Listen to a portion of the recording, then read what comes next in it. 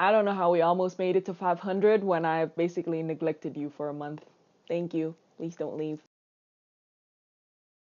Hey you guys, and welcome to my channel. Happy New Year. I hope all of you had a wonderful way to celebrate the end of 2017. On the 2nd of January, my cousin and I were having a sleepover and we found this diary that we wrote when we were like 9 years old. One of the things that really struck me about us now and us then was that we were a huge fan of Taylor Swift. Basically inspired me to make my resolutions revolve around T Swift title songs.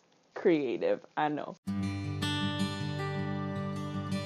Take a leap of faith that comes from a place of security and maturity. Open your heart, make an effort, love and accept love the way your characters do. When I was 9 years old, I wrote in multiple pages across 26 to 2010 that I need a boyfriend. Not that I want a boyfriend, but that I need a boyfriend. And I feel the need I feel the need to talk about this because I think that's a testament to the kind of kid that I was and the kind of culture that I was brought up in. And this is not in any way shaming how I was raised or anything like that, but I think as a kid, if in every social event, the most asked question that you get is, do you have a boyfriend? It kind of plants this idea in your head that having a boyfriend is an essential thing in your life. So the idea of having a boyfriend to me from such a young age came from a place of lack. And I think for the longest time, that's kind of how I believed it. High school taught me things about hard work, commitment, and loyalty, and all of the more serious stuff about being in a relationship. In university, I kind of hit that curve of I am a single, independent, wonderful, strong woman who don't need no man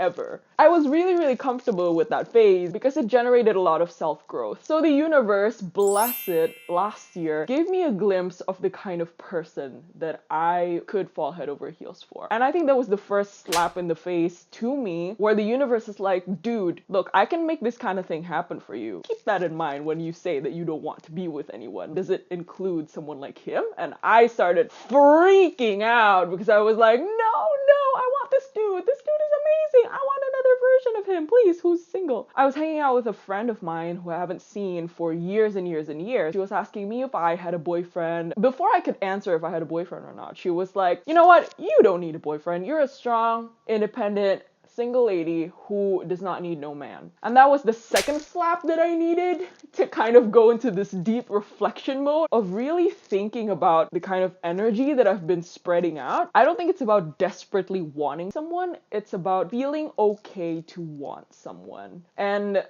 that, for me personally, is really hard. It may not be, I think, for other people. I don't know. In general, people are just like, oh, I want love. I want it so bad. So yeah, kind of switching gears a little. It feels very vulnerable, which is my least favorite word. In concrete form, I want to challenge myself to go on a date once every month. I honestly don't know how to navigate this whole millennial date landscape thing, so we'll see how that goes. Be alive, be mindful. Kindness is a priority when you are stressed, anxious, lonely, and lost. Ask for help if you need to. Don't hesitate. I'm really trying to practice this whole mindfulness thing because I've realized how much it changed me for the better practicing that over the course of 2017. It's been really helpful with my anxiety as well. Ask for help if you need to is also another one that I always struggle with because with anxiety, it's kind of like bugging the same support system about the same issue over and over again because you don't really know when it's gonna pop up. I don't know. I don't want to talk about it too much here because I'll have a whole video dedicated for it. Lost is a really interesting word for me too. I have this other journal, not the mini diary, that I keep to write thoughts down, like really philosophical, deep thoughts about myself and the world. Sometimes I would go to my journal and the first thing I write would be that I feel lost. I feel very directionless. I don't know where I'm going or what I'm doing. What is the meaning of everything? Some of the concrete goals that I've written for State of Grace is, again, daily meditation, a proper morning routine. I've been trying to implement that as well, and I've been doing really well this week. It's basically waking up, doing meditation, getting caffeinated with like coffee or tea, eating breakfast, and having a solid hour with no phone. And another thing that I've written here is also exercise. So this year I really want to focus on boxing, yoga, a bit of swimming, and maybe soul cycling. I don't know. I'm kind of curious about that. And I'm trying it tomorrow morning actually, so I want to see how that goes. Another thing I wrote is actually from my little sister. I can't really remember the exact thing she said because I was bawling my eyes out and she was giving me this really wonderful, encouraging speech. She said, you don't have to get up and conquer and be on every single day. Sometimes you have down days, sometimes you feel vulnerable, the big V word again, and that's okay. Invite positive, fun, inspirational people into your life. Deepen and maintain existing relationships. Smoothen breaking bridges by putting aside your ego and unkindness. I really want to push myself to meet more new people this year. If it's not obvious enough, I'm a proud lone wolf. I love spending time alone. I'm happiest when I'm alone. I am most productive when I'm alone. But I also really like it when I meet people who have like this zest for life. They're passionate or they're really good at what they're doing or they're just generally a fun person to be around. So I really, really want to attract more of those kind of people into my life. I think one of the things that I've realized when it comes to socializing is that it's always more bearable when you're present in that moment for them. That you want to listen to what they have to say, that you want to know things about their life, their dreams and aspirations. When I hang out with people, when I go home, I just feel so dead. I need to recharge and just recuperate in my own space. But as soon as I shifted the focus, I didn't feel that way at all. The concrete goal that I've written is to go to 2 social events per month. And I wrote down things like public lectures, events, festivals, and other things. Another thing that I've written under blank space is also to reply quickly to people. I'm the type of person that takes like 2 weeks to reply to people. So I've been trying to get better at that. Self-discipline and scheduling inspiration is key.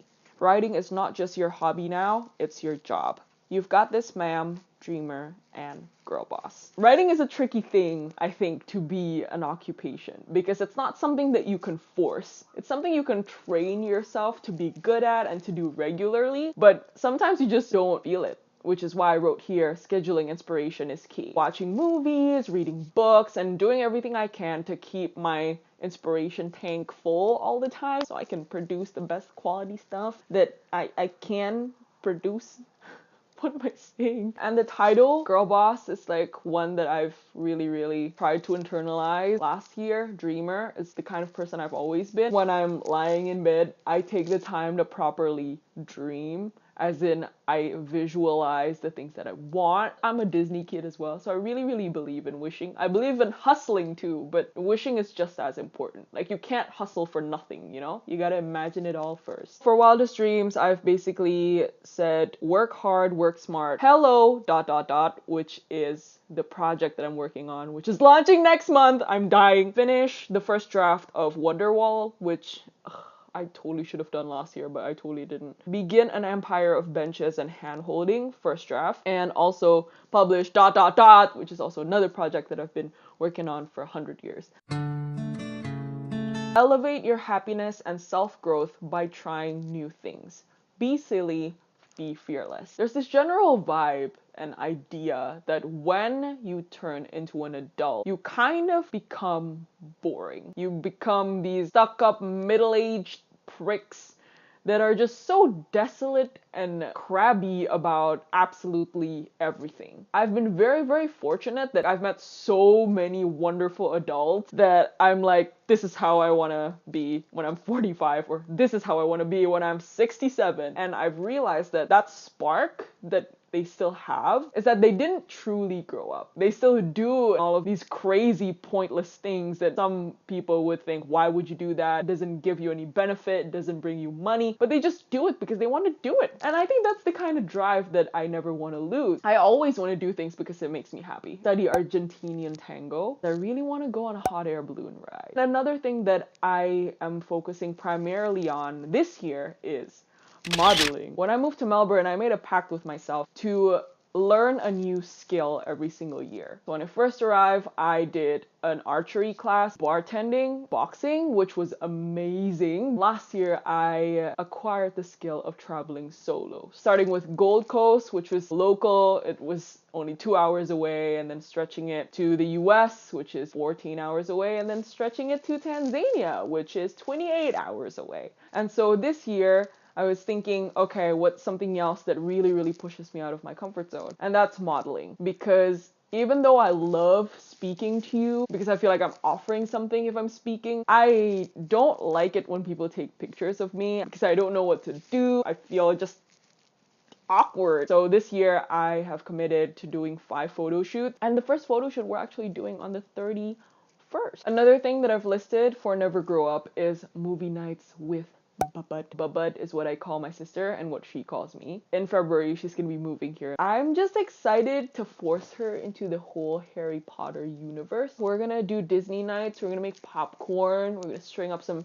fairy lights, I don't know, build a fort and just hang out with all of our doll crew. So yeah, that's basically it. Let me know if you have any New Year's resolutions for 2018, if you have any goals that are more specific for 2018. Thank you so much again for subscribing to my channel. It makes me very, very, very happy. So this year I'm thinking I'll still do 3 videos every month, but I'm gonna post it on the 3 last days of that month.